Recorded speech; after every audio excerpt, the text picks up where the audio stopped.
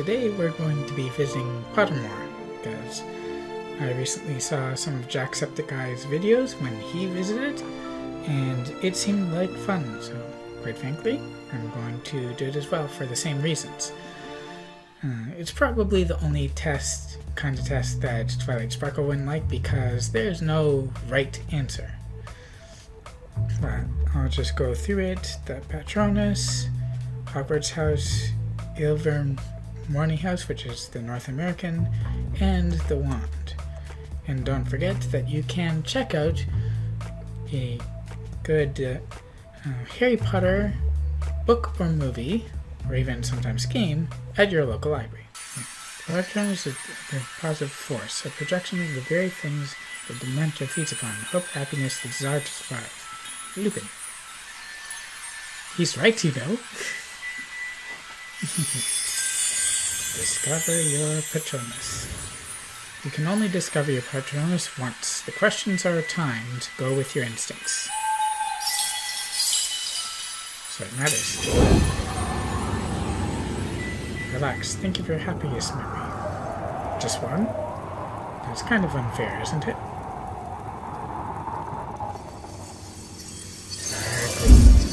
Leaf Blade Thorn. We like you some Sakabato. I'm a Rurokan fan after all. Ooh. Make improve. Ooh. I only saw part of Jack's. This is already different from what he got. Ooh.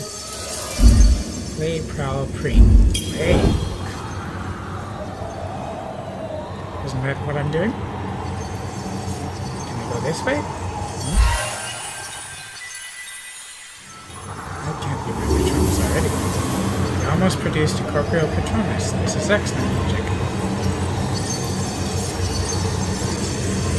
That's what. Speak, silent, speak. I'm a speaker. One more question. This is cool. I hope the game's audio isn't too big. Watch, listen, touch. Listen. Listening is very important. So I have two of these and one of these.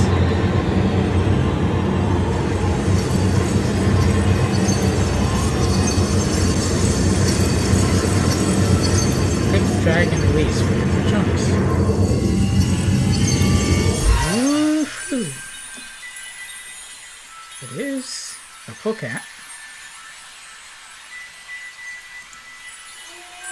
I wasn't expecting that.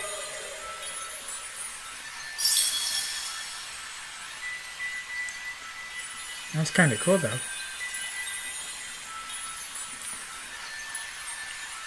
What I think would be funny is if it was a Gundam. Then Moldy Boldy would be like, what the heck is that? And then totally disappear. Oh, I can do it again.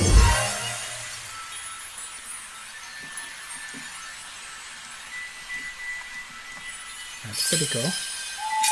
Let's discover my house. And let's not read about it. Forest or river?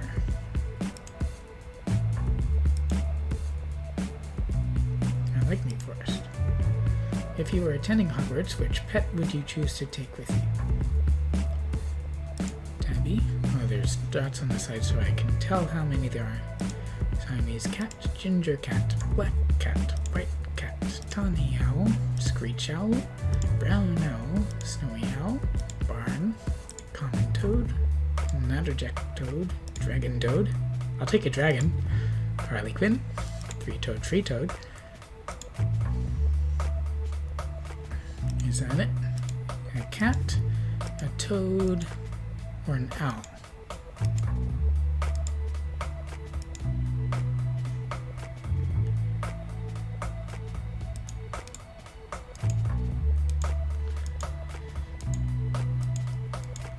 Part of me is saying to go with the black cat, because cats are cool. Part of me is saying to go with a snowy owl.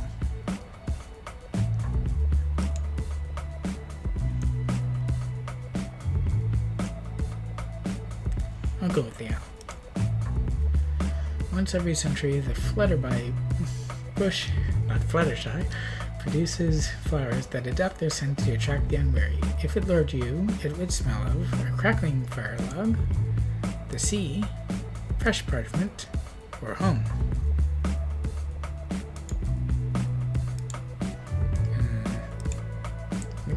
I'd like to think that I was too smart to think that home was there.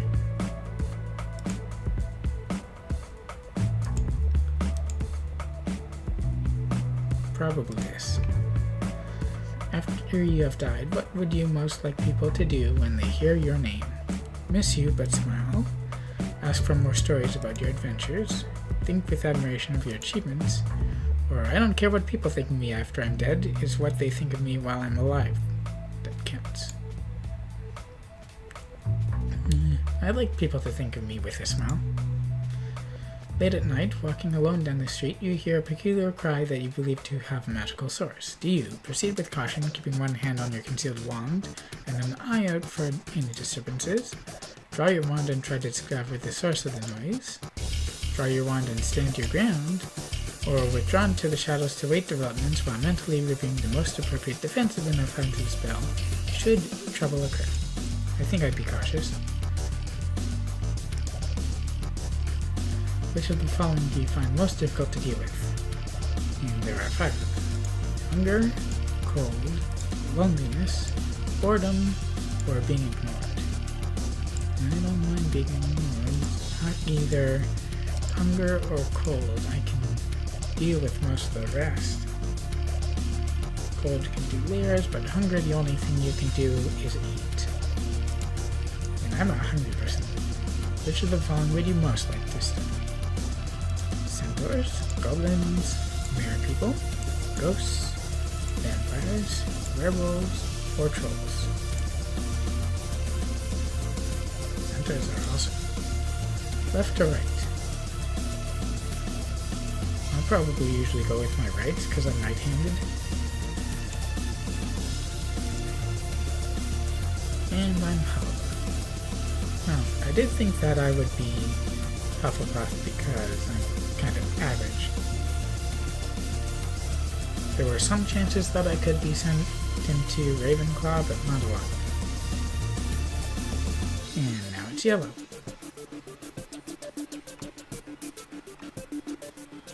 Old cat Hufflepuff.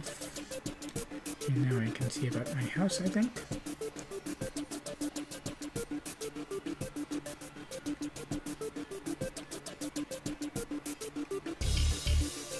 Hufflepuff. And of course, Cedric. Great. Loyal, patient, fair, hardworking, true. Ilvermorny. Actually, since this probably won't take out that long, I'll just do it all in one video. Would you rather hunt or heal? I'm definitely more of a healer. I am mean heals. Think of the question you would most like answered by a person or an all-knowing being or device. Which of the following most closely resembles the answer you'd like to hear? Is that the shadow of a doubt? Regardless, never, very soon, it is impossible. Yes, I will show you everything. Only if you agree. If you come with me. No, I didn't. You are. Yes, you may. Only once. If you want to. Forever. Not for many years. I think the one I like best is If You Want To, because it gives the most possibility. It's not an absolute, either yes or no, but it still also allows for agency, regardless of what this being or device may be. Which would you choose if you only had one?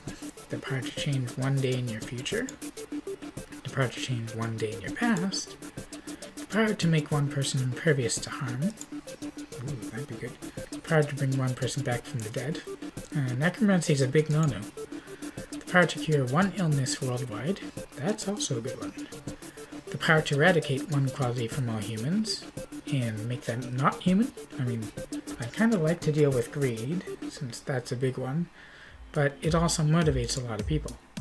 The power to know the answer to any single question. Just one? Also going back to the other one. Change. Make just one person. Let's cure one illness. That's sort of making someone improve his own. I'm strongest when I know I'm right. I'm with my comrades, enthusiastic, awake, or alone.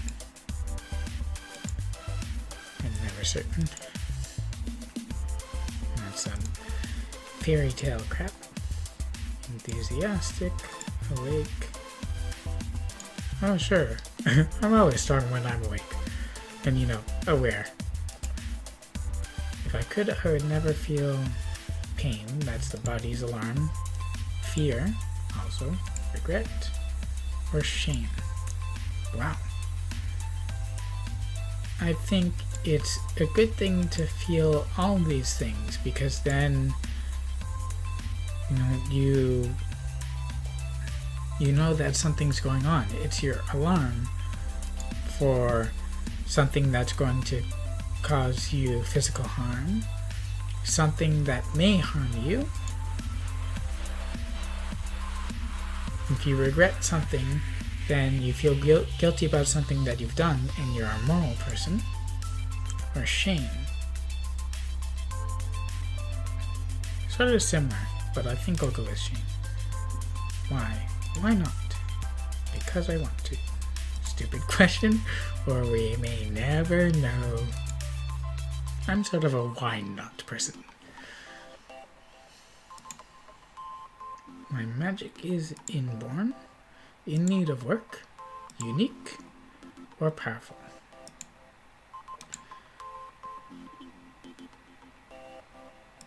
I think I'd go with unique, although in need of work also is tempting. I'll go with in need of work. You can always improve. You can rescue a baby or the only bottle of a potion that could save 1,000 lives. Which do you save? The baby, the bottle only might save 1,000 lives. Or the bottle, the chance of saving 1,000 lives is too important to miss. I did both. But the baby is more immediate, and may also grow up to save 1,000 lives. Puckwidgie. What's a puckwidgie do? Or a puckwudgie? Named by James Stewart after the fiercely independent magical creature, the puckwudgie house is sometimes considered to represent the heart of a witch or wizard. It is also said that puckwudgie favors healers. Last thing, my wand. And I will be going into this completely blind, because, to ensure we find the perfect wand for you, it's very important that you answer the following questions honestly. First of all, would you describe yourself as average, light, tall, or short? I think of myself as being short. Slightly. And your eyes are they're kind of blue-green. Yeah, kind of like that. I think. Was the day on which you were born, it was an odd number. Do you most pride yourself on your kindness, optimism, determination, resilience, imagination, intelligence, or originality? Probably my imagination. Although some might say that I'm also resilient and optimistic, and I hope kind. I do kind of pride myself on my kindness, but it's sort of weird to think of pride and kindness. So I'm going to choose imagination.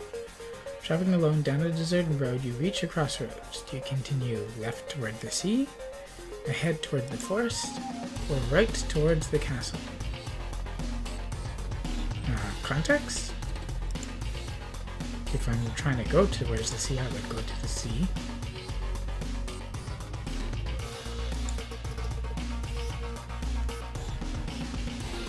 Is that safe towards shelter? Toward possibility? I'll just go towards the forest.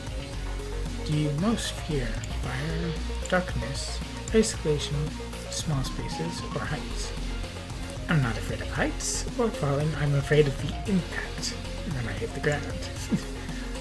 Fire burns, but it also helps. Darkness conceals. And isolation, small spaces. Well, it's what I fear most, not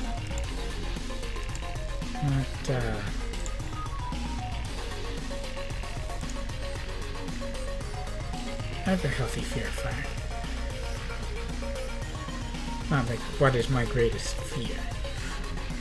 So I'm gonna go with fire. In the chest of magical artifacts, which would you choose? An ornate mirror, a dusty bottle, a golden key, a silver dagger, a bound scroll, a glittering jewel, a black glove.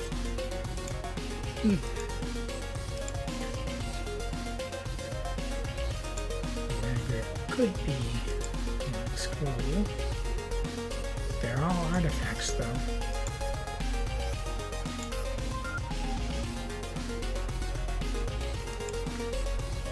The bottle has the same possibility as the scroll.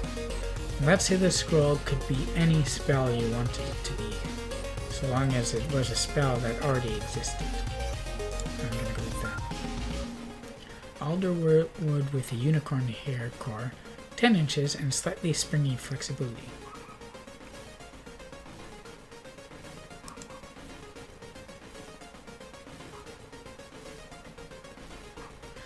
Alder is an unyielding wood, yet I have discovered that its ideal owner is not stubborn or obstinate, but often helpful, considerate, and most likable. Whereas most wand woods seek similarity in the characters of those they will best serve, Alder is unusual in that it seems to desire a nature that is, if not precisely opposite to its own, then certainly of a markedly different type. When an Alder wand is happily placed, it becomes a magnificent, loyal helpmate. Of all wand types, Alder is best suited to non-verbal spell work, whence comes its reputation for being suited only for the most advanced witches and wizards. So,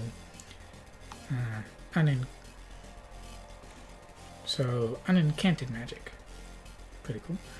Unicorn hair generally produces the most consistent magic, and is least subject. When did that still be there? And is least subject to fluctuation. Unicorn hair generally produces the most consistent magic, and is least subject to fluctuations and blockages. Wands with unicorn cores are generally the most difficult to turn to the dark arts. They are the most faithful of all wands, and usually remain strongly attached to their first owner, irrespective of whether he or she was an accomplished witch or wizard. Minor disadvantages of unicorn hair are that they do not make the most powerful wands, although the wand wood may compensate, and that they are prone to melancholy if seriously mishandled, meaning that the hair may die in need replacement. That's interesting.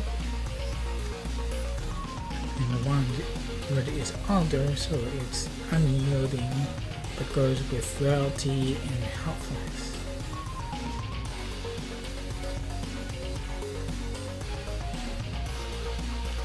Damages. Yep.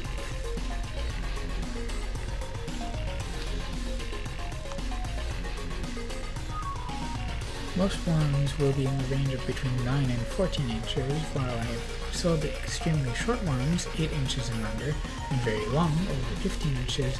These are exceptionally rare. In the latter case, a physical peculiarity demanded the excessive wand length. However, abnormally short wands usually select those in whose character something is lacking, rather than because they are physically undersized. Many small witches and wizards are chosen by longer wands. Maybe you need a longer one if you're a giant or half-giant like King Hagrid. Slightly springy flexibility. Wand flexibility or rigidity denotes the degree of adaptability and willingness to change possessed by the wand and owner pair, although again this factor ought not to be considered separately from the wand wood, core, and length, nor of the owner's life experience and style of magic, all of which will combine to make the wand in question unique. The databases to see the different kinds of woods and everything. So there's acacia, alder, apple wood, ash, aspen, beech. This is quite a long article.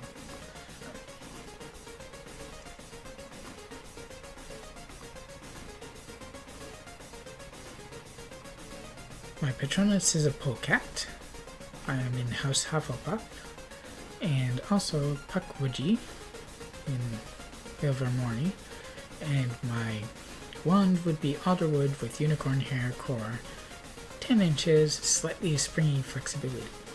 It's a common name for animals, sometimes applied to the black-footed ferret.